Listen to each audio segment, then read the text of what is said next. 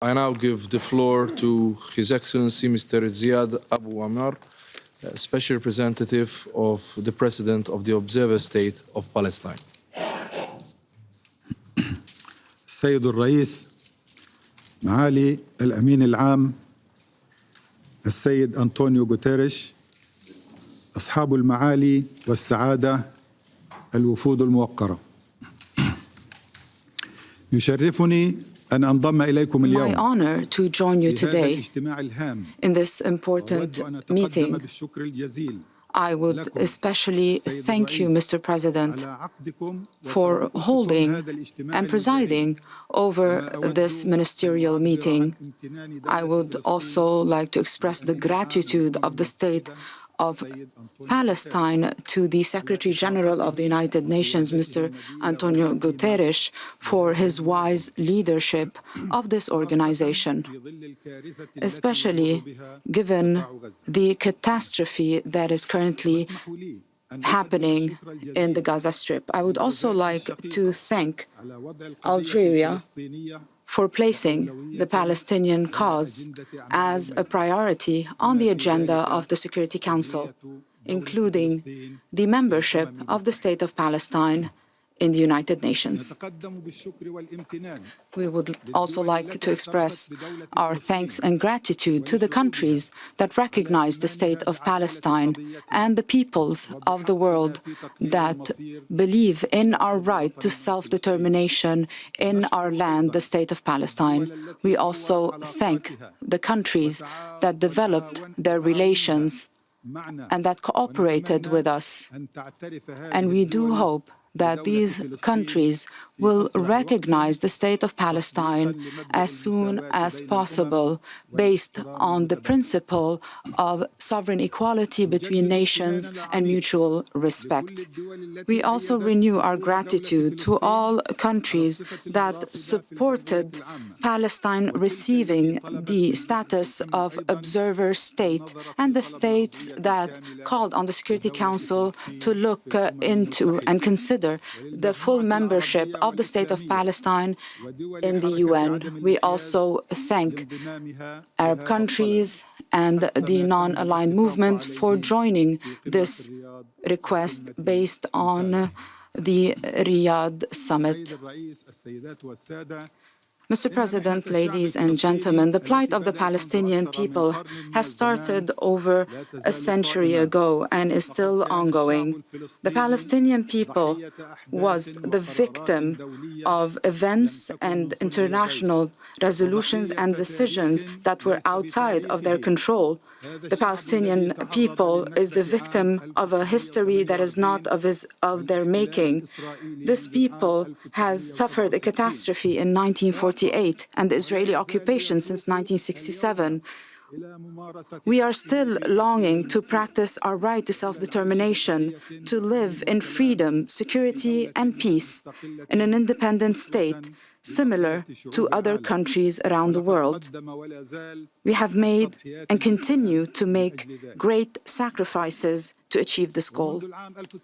Since 1988, the Palestinian leadership, represented by the PLO, the only legitimate representative of the Palestinian people, the Palestinian leadership has showed preparedness to close the chapter of conflict and sit at the negotiations table to find a just, comprehensive, and permanent solution for the Palestinian question.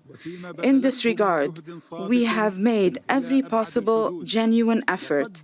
We have made unimaginable historic concessions in order to achieve a peace that is based on the two-state solution, to guarantee the establishment of an independent Palestinian state that is sovereign along the lines of June 4, 1967, with East Jerusalem as its capital, in addition to resolving the issue of Palestinian refugees based on Resolution 194, a Palestinian state that lives with its neighbors in security and peace. Since 1993, the Palestinian leadership chose the path of negotiations, hoping that these negotiations will result in the desired solution.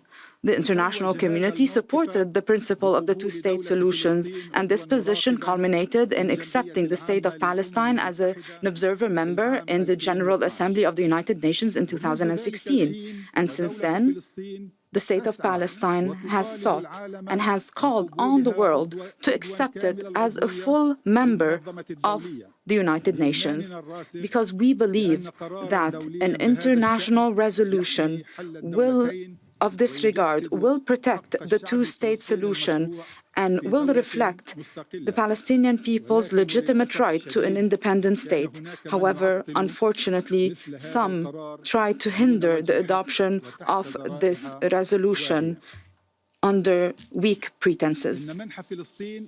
Granting Palestine full membership at the United Nations will lift some of the historic injustice that succeeding Palestinian generations have been subjected to. It will open wide prospects before a true peace based on justice, a peace that the countries and the peoples of the region will enjoy. In this regard, it is our right to wonder, how could grant and recognize Palestine, the State of Palestine, how could granting the State of Palestine full membership at the United Nations, similar to other countries around the world, how could this damage the prospects of peace between Palestinians and Israelis?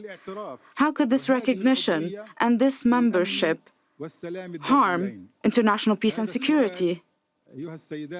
This question, ladies and gentlemen, we ask it specifically to the United States and other countries that oppose granting the State of Palestine full membership at a time when they recognize Israel, which is the other party in the Israeli-Palestinian conflict, and has granted Israel full membership at the United Nations.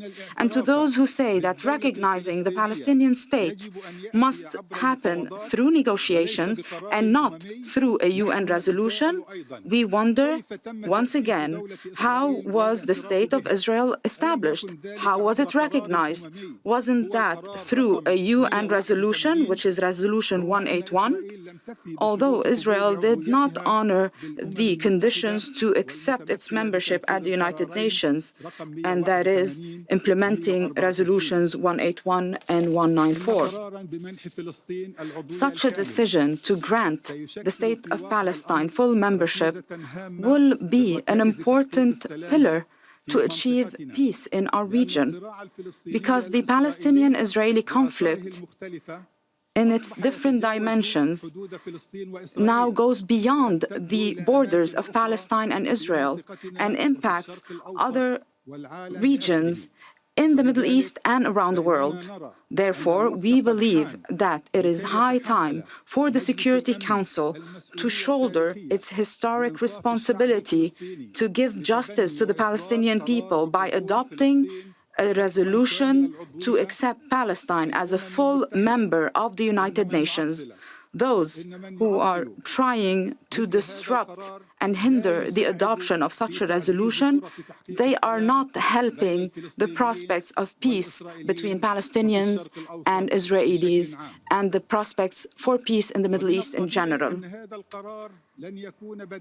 This resolution naturally will not be the alternative for serious political negotiations that are time-bound to implement the two-state solution or relevant Security Council and GA resolutions, and to resolve what is the pending issues between Palestinians and Israelis. However, this resolution will grant hope to the Palestinian people, hope for a decent life within an independent state, after this hope has dissipated over the past years because of the intransigence of the Israeli government that has rejected this solution publicly and blatantly, especially following the destructive war against the Gaza Strip and after the reoccupation of the Gaza Strip by Israel.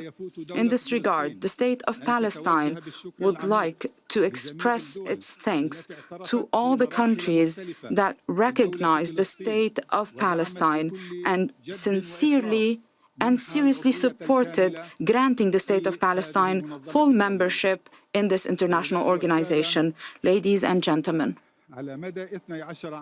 over the past 12 years, after Palestine was granted observer status at the General Assembly, the State of Palestine played a positive and constructive role in your august organization. So we do hope you will give us the opportunity to become an integral part of the international community that is working to achieve international peace and security.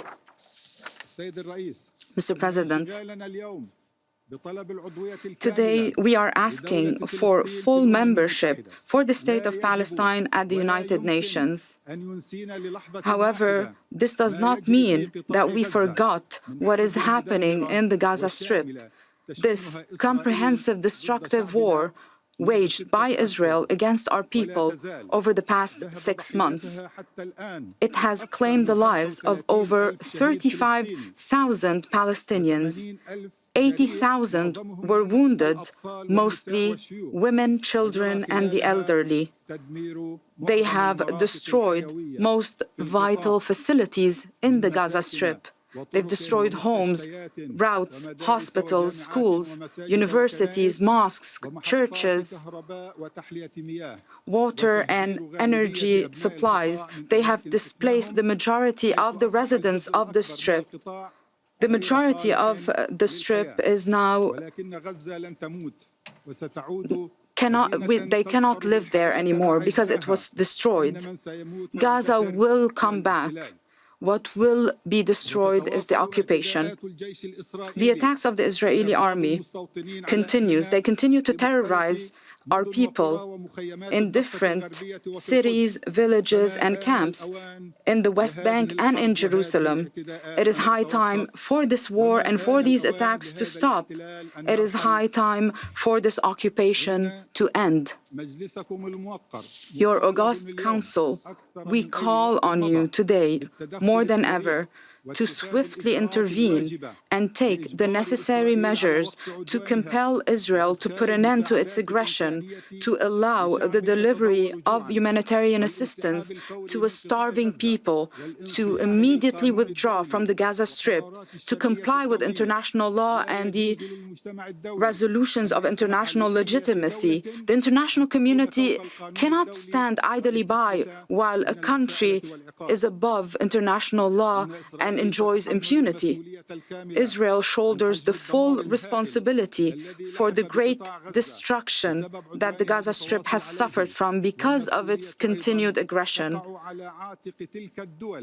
It is also the responsibility of countries that has supported Israel with weapons and funds, that has provided Israel with political protection. We rely on peace-loving nations to end this war, to end this aggression, and to provide support and relief to the residents of the Gaza Strip.